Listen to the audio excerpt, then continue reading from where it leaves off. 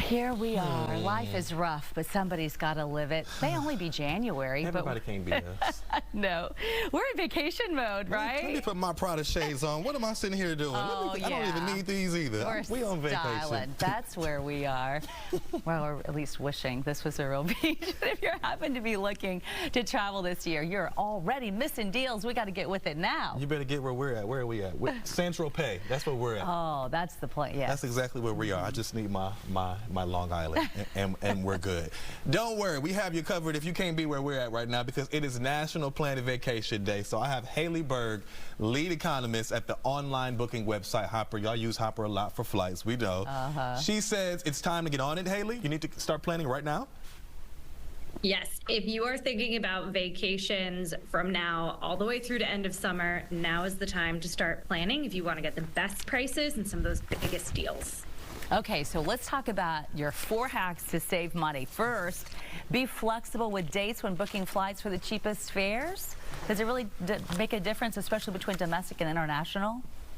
Absolutely. Oftentimes we pick the days to fly that are most convenient for our schedule or that maybe optimize those weekend days, but it can end up costing you a lot of money.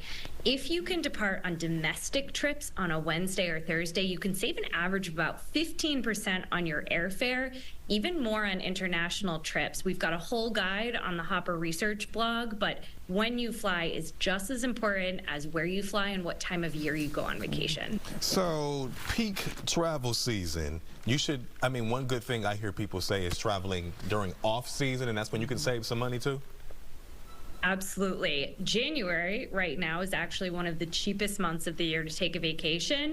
If you missed the January window, you're in luck. September and October are 2 of the cheapest months of the year. You can save an average of about 30%. It's about $115 per domestic ticket just by traveling in those 2 months. We typically see prices drop. In summer, they'll be very high, especially those bucket list trips to Europe, South America, Asia.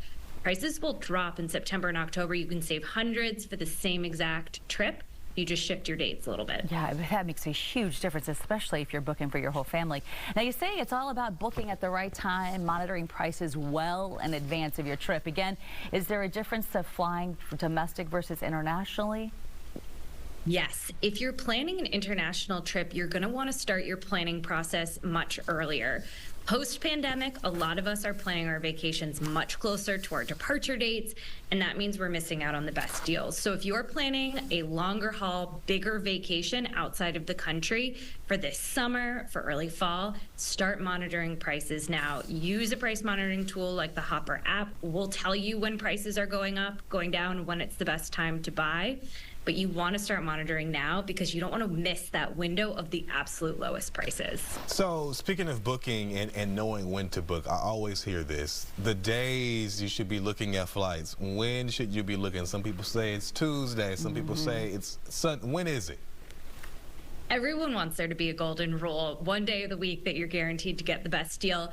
But the reality is that the best day to book your flight, it's going to vary based on the flight you're taking, whether you want to go nonstop. There isn't a golden rule, but that's why there are tools like the Hopper app out there. We will tell you when it's the best day or best time to book your trip, down to your origin, your destination, filters if you want to go nonstop, if you want non-basic.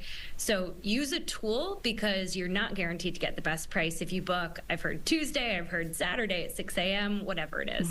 And we've talked a lot about the flights. What about the hotel when you're ready to lay down your weary head after a long day? Any suggestions there?